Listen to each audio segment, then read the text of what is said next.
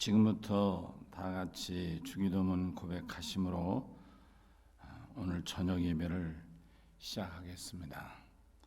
하늘에 계신 우리 아버지여, 이름이 거룩히 여김을 받으시오며 나라 임하옵시며 뜻이 하늘에서 이룬 것 같이 땅에서도 이루어지이다. 오늘날 우리에게 일용할 양식을 주옵시고 우리가 우리에게 죄진 자를 사하여 준 것 같이 우리 죄를 사하여 주옵시고 우리를 시험에 들게 하지 마옵시며 다만 악에서 구하옵소서. 나라와 권세와 영광이 아버지께 영원히 싸움나이다. 아멘. 찬송가 359장을 부르시겠습니다.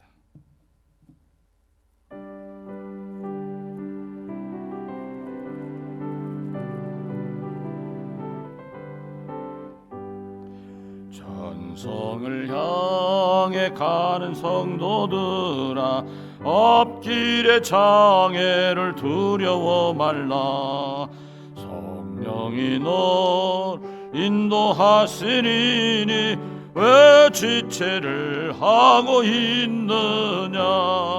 앞으로 천성을 향해 나가세. 천성문만 바라고 나가세. 모든 천사 너희를 영접하러 문 앞에 기다려 서 있네. 너 가는 길 너가 비웃거든 확실한 증거를 보여주어라. 성령이 진감하여 주사 그들도 참 길을 찾으리. 앞으로 천성을 향해 나가세. 천성문만 바라고 나가세. 모든 천사 너희를 영접하러 문 앞에 기다려 서 있네. 너 가는 길 모두 가기 전에 내 손에 든 검을 꽂지 말아라.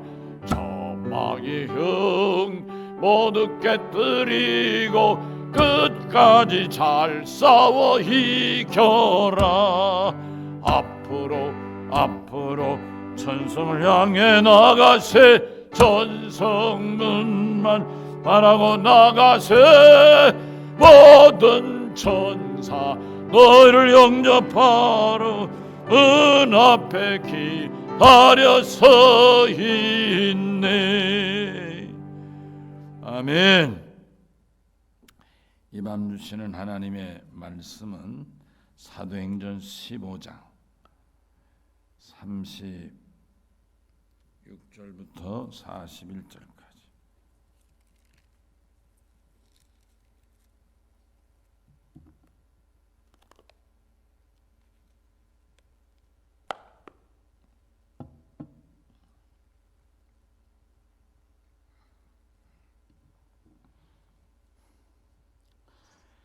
(36절부터) (41절까지) 같이 읽습니다. 며칠 후에 바울이 바나바더러 말하되, 우리가 주의 말씀을 전한 각 성으로 다시 가서 형제들이 어떠한가 방문하자 하고, 바나바는 마가라는 요한도 데리고 가고자 하나 바울은 밤빌리아에서 자기들을 떠나 함께 일하러 가지 아니한 자를 데리고 가는 것이 옳지 않다 하여 서로 심히 다투어 피차 갈라서니, 바나바는 마가를 데리고 배 타고 구브로로 가고 바울은 실라를 택한 후에 형제들에게 주의 은혜의 부탁함을 받고 떠나 수리아와 길리기아로 다니며 교회들을 견고하게 하니라. 아멘. 말씀에 들어가기 전에 우리 사랑하는 교우 여러분들에게, 특별히 영상에 예배에 참여했던 분들에게 죄송한 말씀을 늦게나마 드려야 되겠습니다. 제가 주일 예배를 드린 후에 나와서 보고를 받는 가운데 영상이 중간에 끊기고 그런 시청의 문제가 생겼었다는 말을 듣고 송구스럽게 생각합니다. 그게 녹화가 아니고 그러니까 생방송이었는데 그렇게 돼서 송구스럽고, 그래서 사실 이 저녁 예배는 녹화로 방송을 해야 되겠다 그런 생각을 하게 됐습니다. 녹화였으면 그런 미스를 보강할 수 있었을 텐데 생방송이 되다 보니까 그렇게 됐으니까 여러분들이 넓은 마음으로 또 주의 사랑으로 기계가 부득이하게 된 일인 만큼 이해해 주시고, 또 저녁 예배는 혹시 그런 일이 있을까 염려하지 않고 은혜 받을 수 있도록 말씀에 집중해 주시기를 꼭 부탁을 드립니다. 또한 이제 여러분들이 전국적으로 이렇게 비상 사태가 돼서 전문가들은 3단계로 격상해야 된다 이런 얘기들을 많이 강조하고 있고, 현실적으로 전국적으로 약 400명에 육박하는 사람들이 확진자가 늘어나고 있는 상황이고, 또 그 확진자 가운데 한 20몇 프로가 추적하기 어려운 소위 깜깜이 환자라는 말에 굉장히 염려하지 않을 수가 없는데, 사랑하는 성도들, 우리가 이럴 때 낙심하지 말고 또 하나님께 간절히 구국기도를 통해서, 우리 아시죠? 우리 매년 구국기도 해왔지 않습니까? 또 예배 때마다 구국기도 하지 않습니까? 구국기도함으로써 이 위기를 기도로 믿음으로 이겨나가고 여러분들의 다 눈동자같이 하나님 지키시고 보호해 주실 줄로 믿고 주 이름으로 간절히 축원합니다. 자, 오늘 말씀을 시작하겠습니다. 오늘 말씀은 중요한 있는 문제에 근거 중요한 점이 있는데, 그건 뭔가 하니 오늘부터 바울과 실라를 중심으로 새로운 전도 팀이 출발한다 그런 말씀. 그러니까 그 전에는 여러분 아시는 대로 바울과 바나바가 전도를 했지 않습니까? 그것을 바울의 1차 전도라 이렇게 말하죠. 근데 바울의 1차 전도는 그러니까 사도행전 13장, 14장 그리고 15장 여기 35절까지가 바울의 1차 전도의 모든 막을 내리고, 그리고 36절 이후부터는 바울의 2차 전도의 출발이라 이렇게 말씀을 드릴 수가 있습니다. 그 바울의 1차 전도에 대해서는 여러 시간 제가 말씀을 드렸고, 특별히 사도행전 15장 예루살렘 총회를 중점적으로 제가 15장에 대해서 몇 주에 걸쳐 말씀을 드렸습니다만은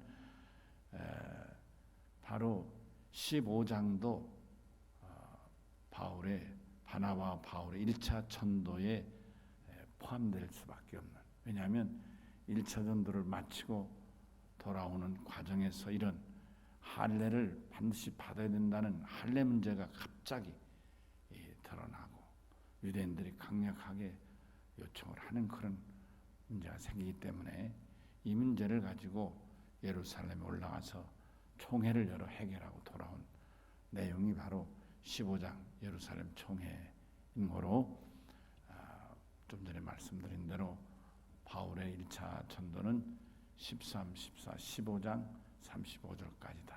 근데 그때는 바울과 바나바가 선교의 중심이었죠. 물론 여기 조금 언급됩니다만은 이제 바나바의 조카, 생질인 조카인 이 요한이라는 마가를 데려갔다가 밤빌리스 돌아갔습니다만은, 근데 이제 오늘 우리가 읽은 이 36절 이하에는 이제 그런 모든 1차 전도행, 또 성령을 받아야 구원받느냐, 할례를 받아야 구원받느냐는 이 문제를 완전히 매듭을 짓고 새롭게 이제 2차 전도여행을 떠나게 되는 것이죠. 이게 시작은 바나바와 바울이 2차 전도여행을 떠나려고 하는데 그때 문제가 생긴 거죠.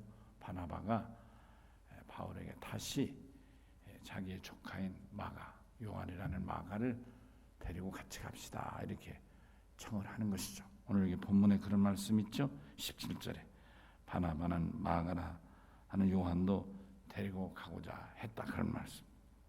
근데 바울은 이때 마가를 다시 데리고 가는 것을 단호하게 거절한 거예요. 얼마나 단호하게 거절했느냐? 여기 39절에 서로 심히 다투고 바울과 바나바가 서로 갈라설 만큼 심각하게 다투었다.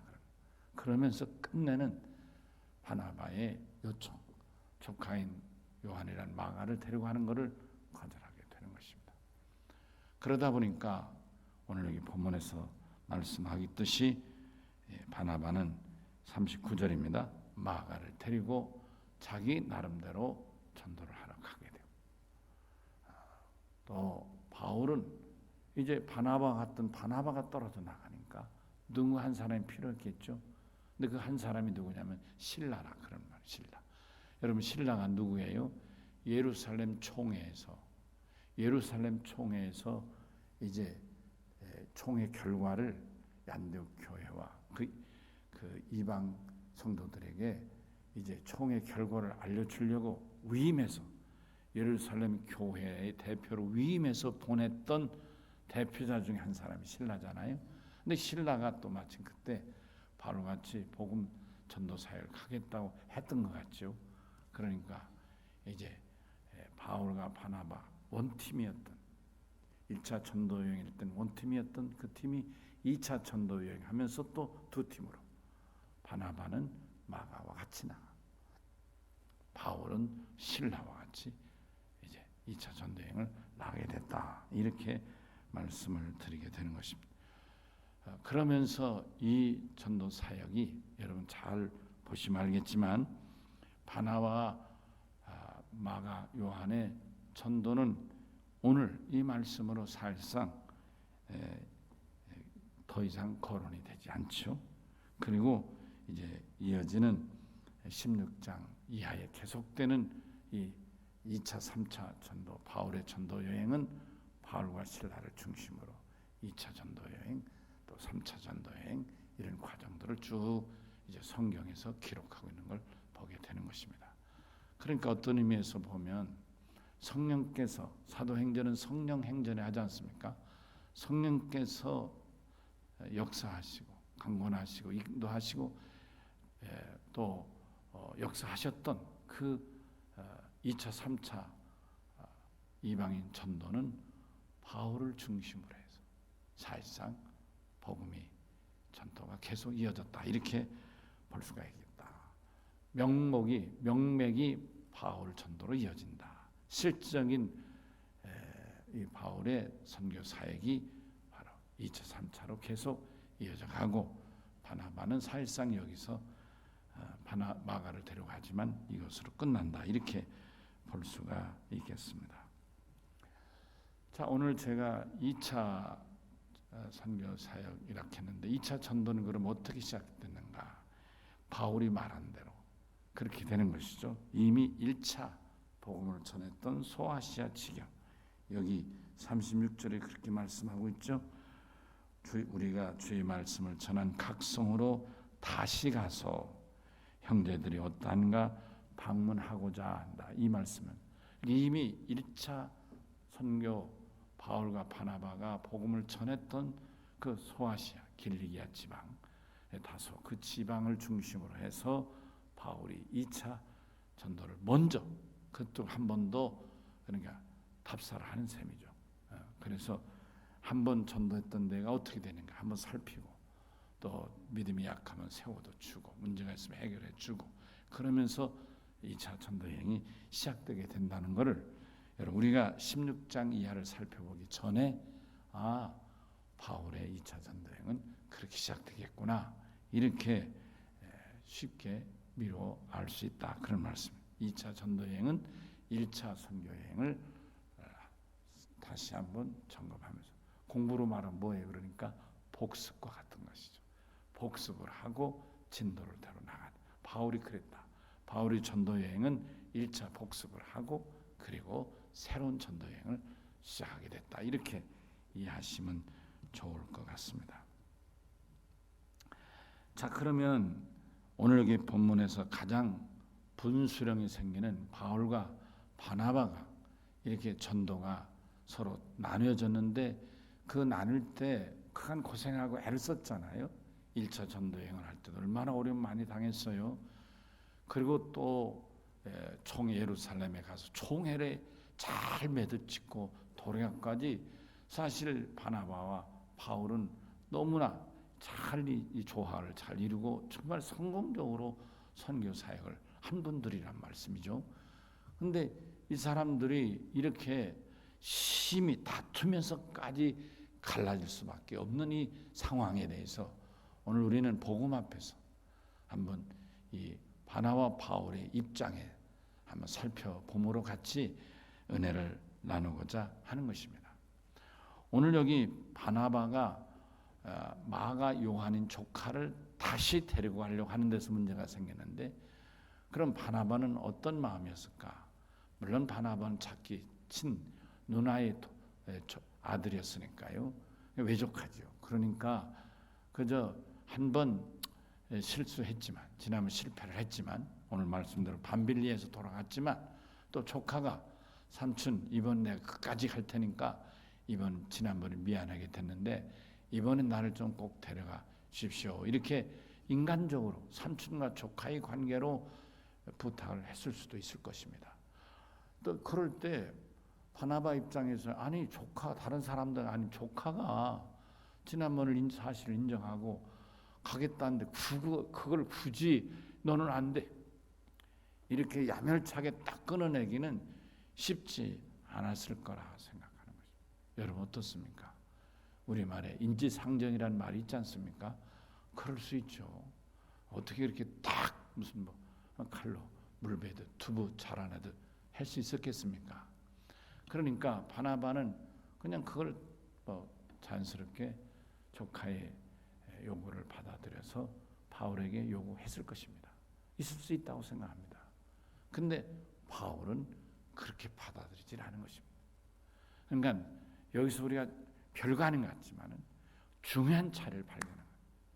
마치 천안역에서 장항선으로 가는 기차하고 부산으로 가는 기차가 출발할 때는 거의 같은 레일을 타고 갑니다. 구별이 없지요. 근데 어느 정도 5m, 10m 지나면서 방향이 조금씩 달라져.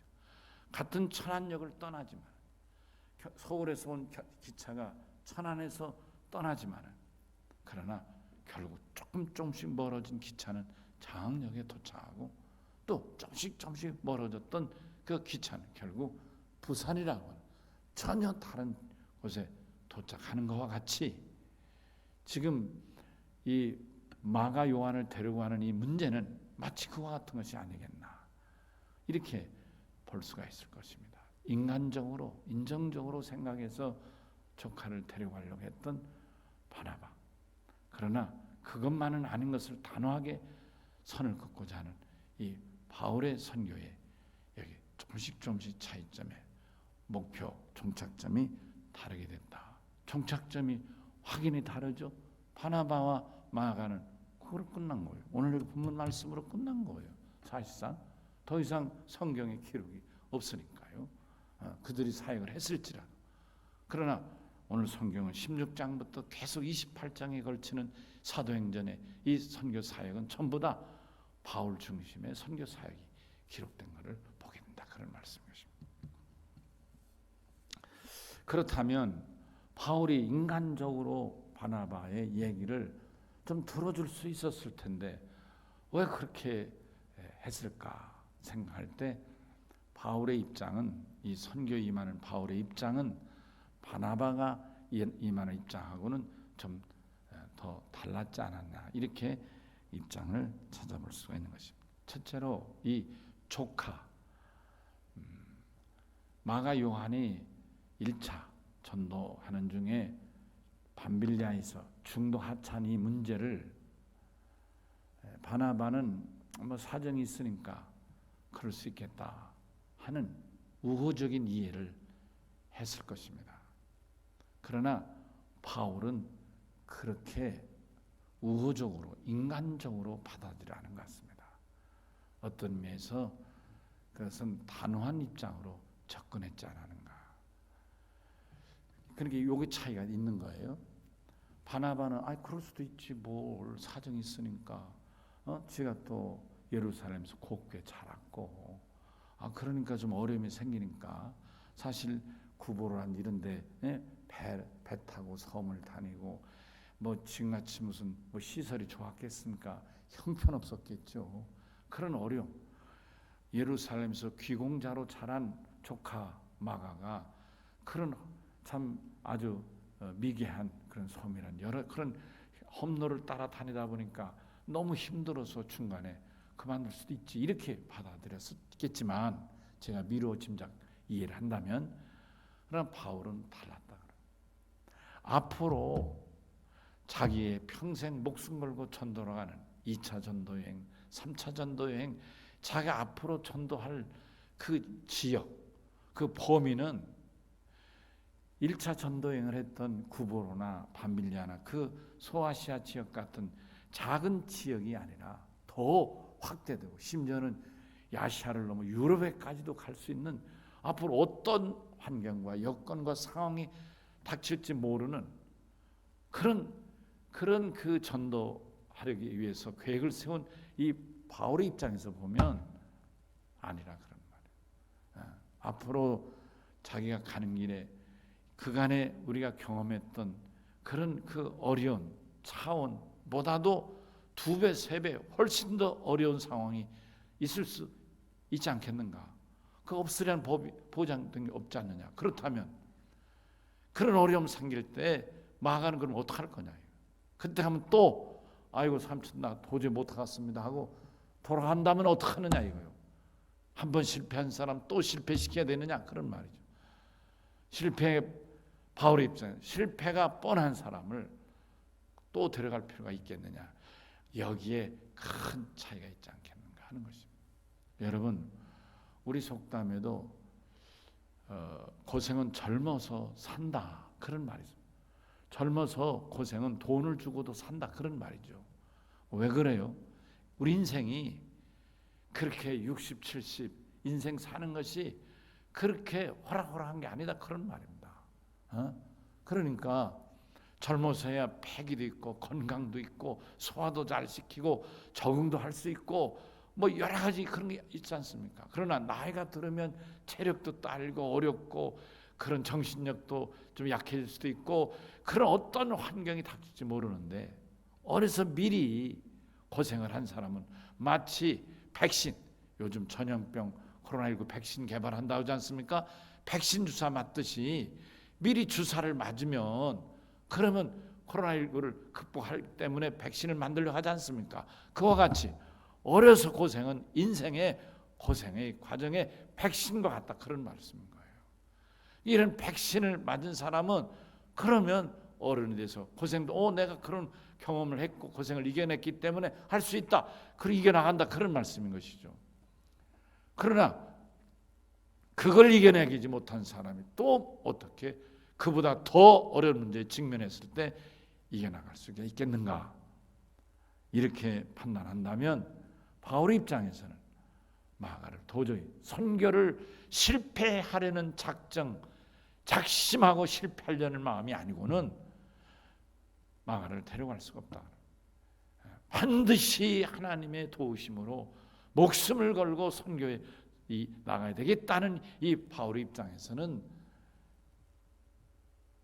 그렇게 마음이 연약하고 중도에서 포기하는 마가 요한을 뻔히 알면서 결과를 뻔히 알면서 바나바는 예측하고 싶지 않을지 모르지만 바나바는 자연스럽게 예측되는 결과를 보면서까지 굳이 마가 요한을 데려갈 필요는 없었다 이런 말씀인 것입니다. 여러분 어떻습니까?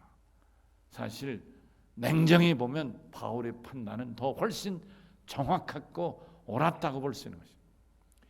예를 들면 10톤의 무게를 지탱하는 기둥이 있는데 그 기둥이 10톤까지는 버팁니다.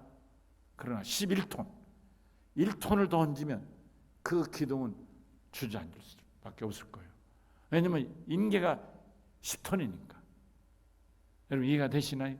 10톤까지는 무게를 버티지만 10톤이 넘어 11톤, 12톤으로 무게가 무거워지면 기둥이 주저앉는다. 버티지 못하고 부러질 수도 있고 주저앉을 수도 있다. 그런 말씀이시죠.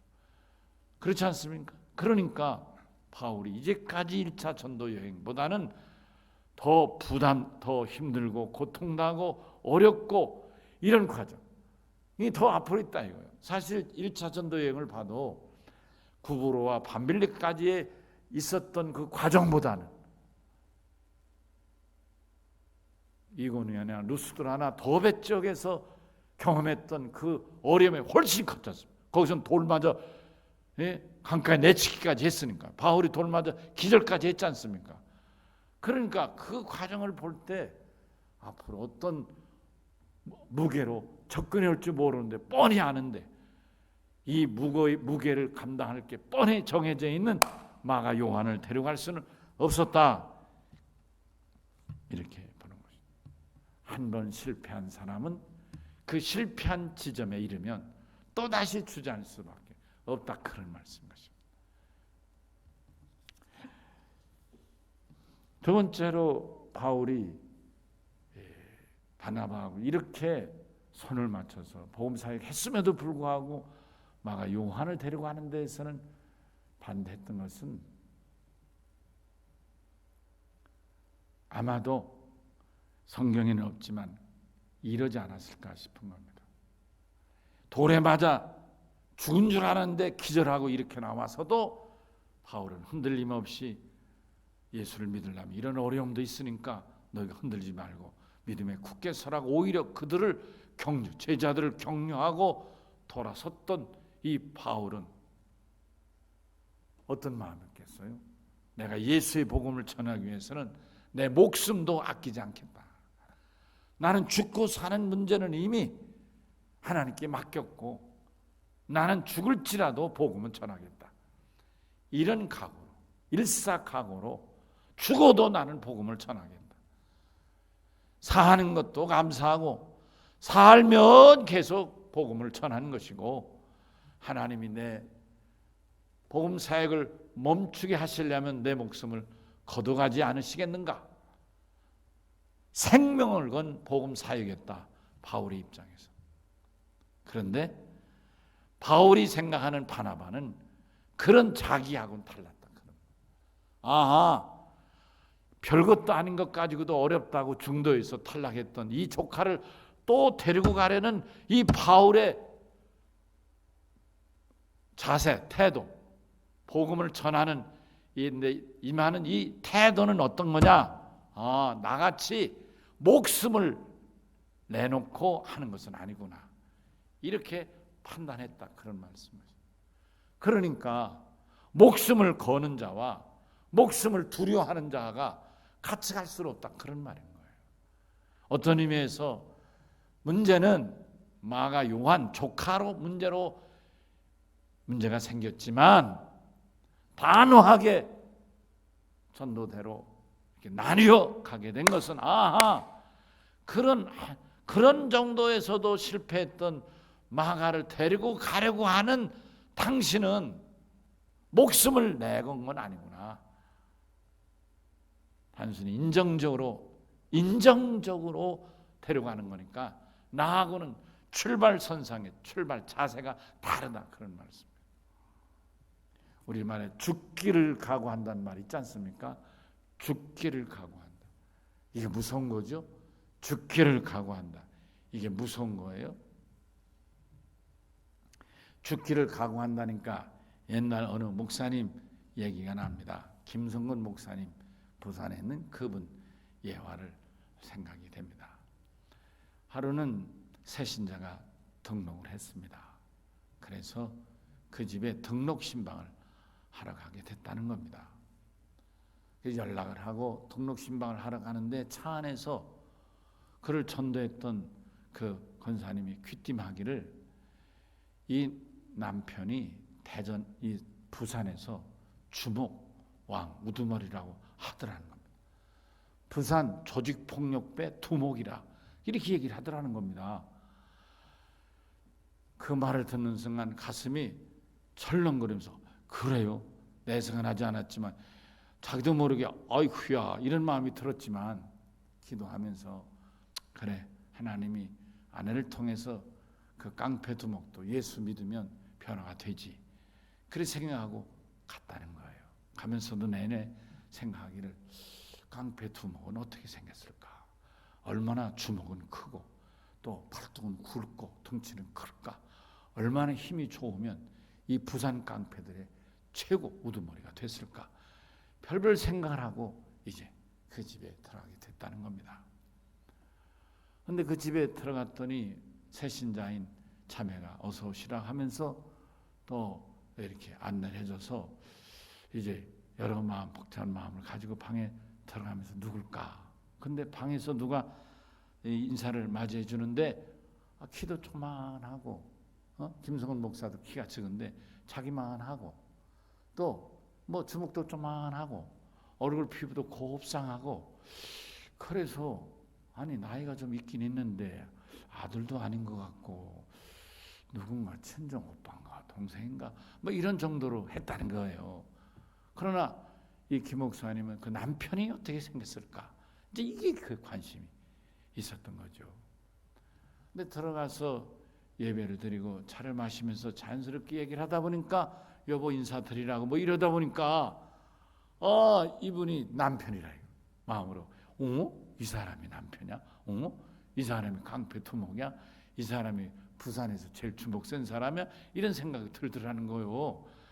그래서 이제 얘기가 오고 가고 하는 과정에 웃고 그러면서 한마디 하게 됐다는 거예요. 선생님이 제가 듣기로는 이 부산의 이 조폭 최고 우두머리라 하시는데 맞아요? 이렇게 물었다죠. 근데 빙긋이 웃더라는 거예요. 근데 아니 제가 보니까 주먹도 조만하고 이렇게 피부도 하얗고 예쁘신 분이 어떻게 부산의 조직폭력배 두목이 되시나요? 이렇게 물었다는 거예요. 궁금하겠죠. 그랬더니 이 남편이 빙그레 웃으면서 목사님 싸움은 힘으로 하는 게 아닙니다. 싸움을 주먹으로 하나요? 이러더라는 거예요. 싸움을 힘으로 안 하고 주먹으로 하면 뭘 할까? 그래서 관심 있게 듣는데 이 사람이 이어서 그렇게 말하더라는 거예요. 자기는 싸울 때 한 번도 이 싸움 후에 더 오래 살리라 그렇게 생각하고 싸운 적이 없다는 거예요. 나는 이 싸움으로 인생이 끝이다 이렇게 생각하고 싸웠다는 거예요. 그러니까 싸울 때 뭐든지 있으면 있는 대로 손에 닥치면 닥치는 대로 내가 죽거나 아니면 상대를 죽이거나 죽거나 죽이거나 둘 중에 하나 있다 이거예요. 그러니까 싸움은 힘이나 주먹으로 하는 게 아니라 목숨을 걸고 하는 거다. 그런 얘기를 했다는 거예요. 그래서 자기는 싸울 때마다 상대가 죽거나 내가 죽거나 둘 중에 하나 싸움만 있었다. 그런 얘기예요. 그 말을 들을 때 가슴이 섬찟다는 거예요. 이게 무슨 얘기예요? 목숨을 내놓는 사람과 그렇지 않은 사람은 다르다. 아무리 힘이 있고 주먹이 쎄도 목숨을 내걸지 않으면 힘이 약해 보이고 주먹이 약해도 목숨 건 사람을 상대할 수는 없다. 그런 얘기죠. 오늘 바울과 바나바가 2차 전도 여행에 나뉘어질 수밖에 없는 서로 힘이 다투면서까지도 나눠질 수밖에 없는 이유가 여기 있었다. 그런 말. 바울은 하루를 살아도 주님의 은혜로 사는 거고 그리고 복음을 전하 죽으면 천당 가는 거고 삶은 전하고 죽으면 천당 간다. 이 마음으로 복음의 전도 임하는 입장이었기 때문에 그렇게 중도에서 힘들고 어렵다고 되돌아간 마가 조카를 다시 데리고 가고자 하는 이 바나바하고는 출발 선상의 선 자체가 달랐기 때문에 바울은 갈라지기를 각오하고 해줄 수밖에 없었다. 이렇게 말씀드릴 수가 있겠습니다.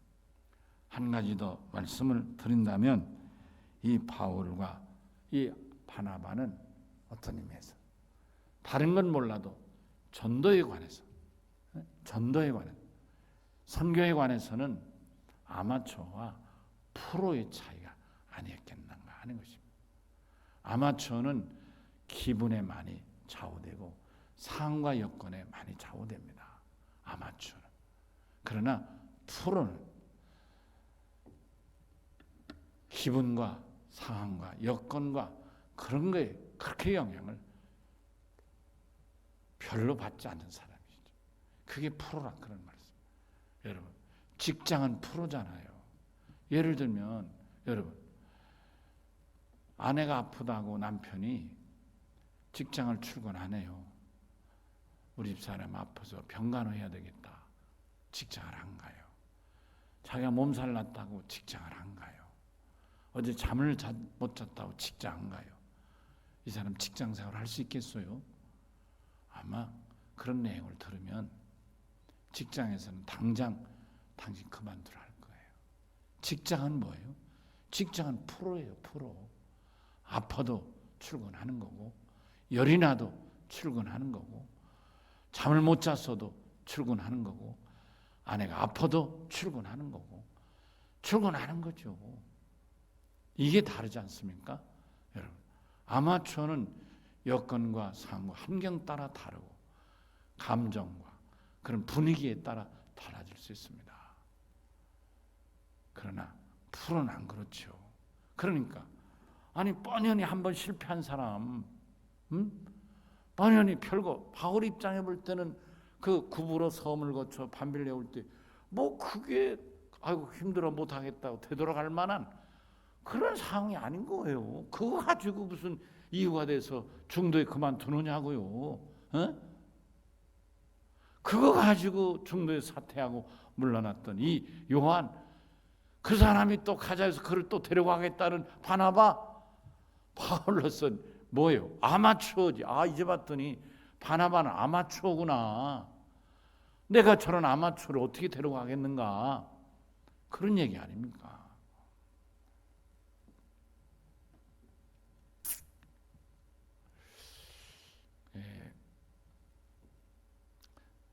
선셋 모험이라는 영국의 유명한 작가죠. 서밍업이라는 유명한 책을 쓴 사람이에요. 서밍업이라는 선셋 모험이라는 사람이에요. 작가는. 그 사람이 그 서밍업이라는 책에 쓰는 기술한 내용 가운데 이 아마추어와 프로의 차이를 써놓은 글이 좀 생각이 납니다. 그가 그런 얘기를 했어요. 아마추어는 작가죠. 아마추어 작가죠. 그 사람은 작가니까. 아마추어 작가는 기가 막힌 글을 쓸 수 있다는 거예요. 아마추어 작가가 글을 기가 막히게 쓸 수 있다는 거예요. 왜냐하면 아마추어는 다른 때는 잘 못 쓰는데 영감이 떠오르면, 여러분 소위 인스피레이션을 하죠. 막 머리에 떠오르는 거예요. 영감이 떠오르면 그 영감 떠오르는 걸 가지고 막 적어 쓴다 이거예요. 그렇기 때문에 그 영감을 써서 작품을 만들어 내는 사람이라면 그 사람이 영감을 받아 썼기 때문에 글이 좋을 수밖에 없다는 거예요. 그러나 그 사람은 영감이 떠오르지 않으면 글을 써 내려갈 수가 없다는 거예요. 영감이 떠오를 때는 글을 써서 좋은 글을 써내지만 영감이 떠오르지 않으면 하루든 이틀이든 열흘이든 한 달이든 영감이 떠오르지 않으면 써내려. 왜냐? 그 영감이 떠올랐던 그 글 수준만큼 글을 써낼 수가 없으니까 쓸 수가 없다는 거예요. 아마추어는 글을 잘 쓴다는 거예요. 그러나 영감이 떠오를 때 쓰는 사람이 아마추어라요. 늘 쓰는 사람. 프로는 어떤 사람? 놀랍죠? 궁금하시죠? 프로는 언제나 의자에 앉아서 책상머리에 앉아서 펜을 들면 술술술 글을 써내려가는 사람이 프로다 이거예요. 영감이 떠올라도 글을 쓰지만 영감이 안 떠올라도 글을 쓴다 이거예요. 기분이 좋아도 글을 쓰지만 몸이 안 좋고 기분이 안 좋아도 책상머리에 앉았다 하면 글을 써내려간다 이거예요. 프로는 책상머리에 앉아 펜을 잡으면 언제든지 글을 써내려가는 사람이 프로고, 아마추어는 영감이 떠올라야만 글을 써내려가는 사람이 아마추어다. 여러분 어떻게 생각하십니까? 여러분들은 이 썸셋 모험의 아마추어와 프로의 정의를 얼마나 동의하십니까? 저는 아마 그게 제가 대학 다닐 때 읽었던 책이거든요.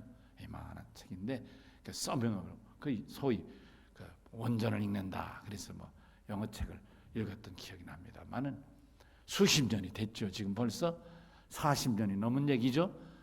그때 얼마나 그 얘기가 제 머릿속에 딱 이거구나. 그랬으면 지금 제가 이 자리에서 여러분에게 얘기를 하겠습니까? 여러분, 오늘 저는 이 얘기한 뜻이 바울이 그렇게 자기하고 목숨을 걸고 1차 전도행을 하고 예루살렘 총회까지 가서 이 성령을 받은 자가 하나님의 자녀로 구원받는다는 이 말씀을 끝내 관철시키기까지 했던 어떤 면에서 동역자 아닙니까? 동역자예요. 목숨을 함께 걸었던 동역자인 이 바나바하고까지 끝까지 다투면서까지 헤어질 수밖에 없었던 이 바울은 누구였는가? 과연 프로 선교사였다. 그런 말씀. 과연 프로 선교사였다. 프로란 말은 직업이죠. 직업. 밥 먹고 직업. 내 모든 걸 다 쏟아서 하는 이게 여러분 목사가 누구예요? 프로잖아요. 설교 프로, 목회 설교 아닙니까? 예, 제가 다른 게 아니라 설교하고 목회하면서 교회에서 주는 사례비 받고 먹고 살고 이게 프로라 그런 말씀입니다. 이런 바울이 그래 별것도 아닌 문제 가지고 중도에서 힘들다고 탈락해 사라졌던 마가요한을 다시 데리고 가려고 하는 이 바나바의 요구를 아니죠. 받아들일 수는 없었을 것입니다. 그렇기 때문에 오죽하면 여기 서로 심히 다투 피차 갈라치기까지 했겠는가 하는 것입니다. 결론적으로 이 바나바와 사울이 갈라진 전도 사역이 바울과 실라를 중심으로 2차 3차로 계속 이어가는 것은 결론적으로 하나님의 뜻이었다. 우리가 인생을 살거나 어떤 일을 하면서 나는 이 일을 꼭 하려고 이 일이 내가 꼭 이루고 이것만은 내가 해야 되겠다. 이것을 내 지상의 목표로 혹은 이것을 내 성공의 척도로 혹은 이것을 내 인생을 걸고라 이런 입장으로 어떤 일을 추진하거나 입장에 처할 수 있을 것입니다. 그런 입장일수록 그 일이 성취가 되지 않거나 성공하지 못할 때는 그로 인해 입는 상처는 굉장히 크고 오래가고 자괴감도 들고 힘들고 어려울 것입니다.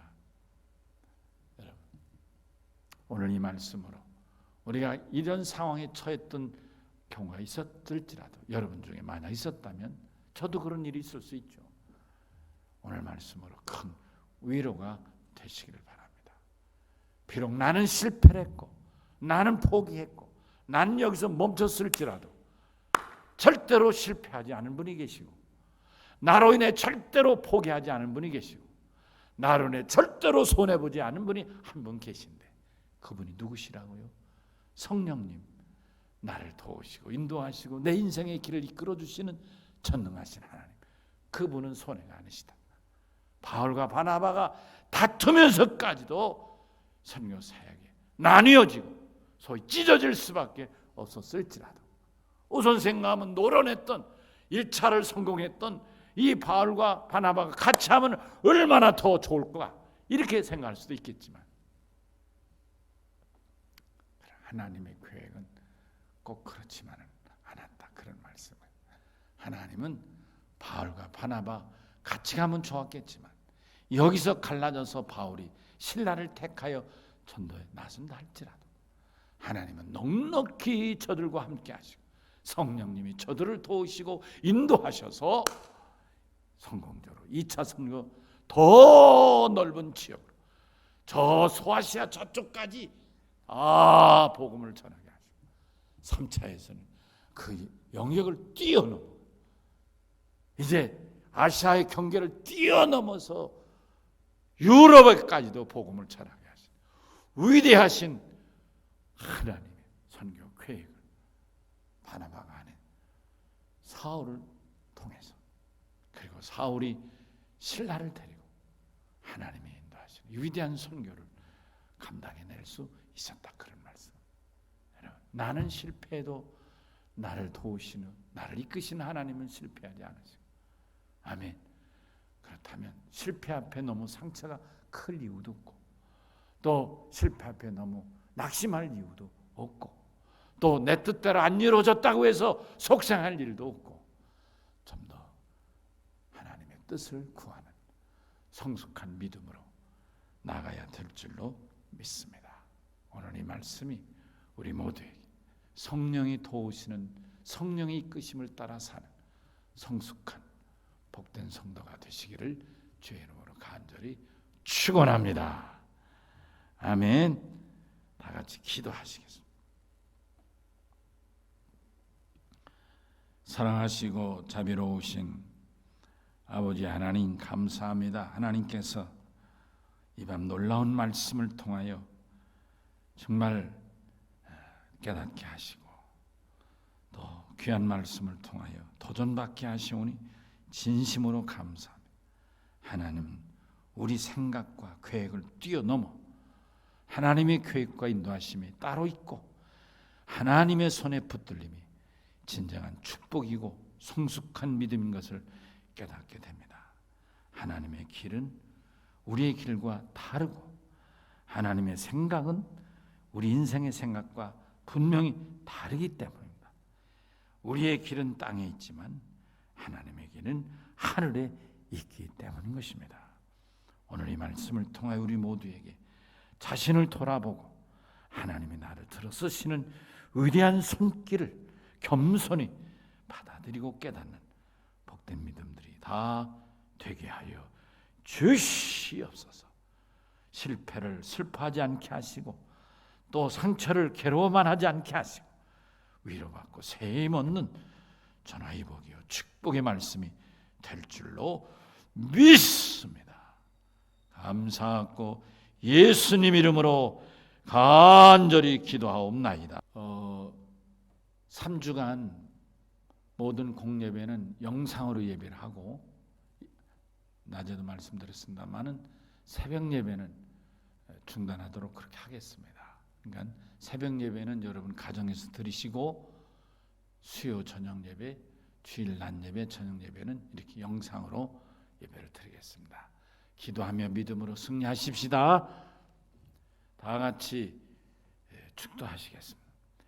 이제는 교회 머리가 되신 우리 주 예수 그리스도의 은혜와 무한하신 하나님의 사랑과 성령의 감동하시고 교통하심이 오늘 이 밤 사도 바울의 2차 전도 여행을 통해서 놀라운 말씀을 듣고 깨닫고 도전받은 사랑하는 성도들과 저들 가정과 우리 열린 교회와 임종 위에 이제로부터 영원히 함께 하시기를 간절히 축원하옵나이다. 아멘.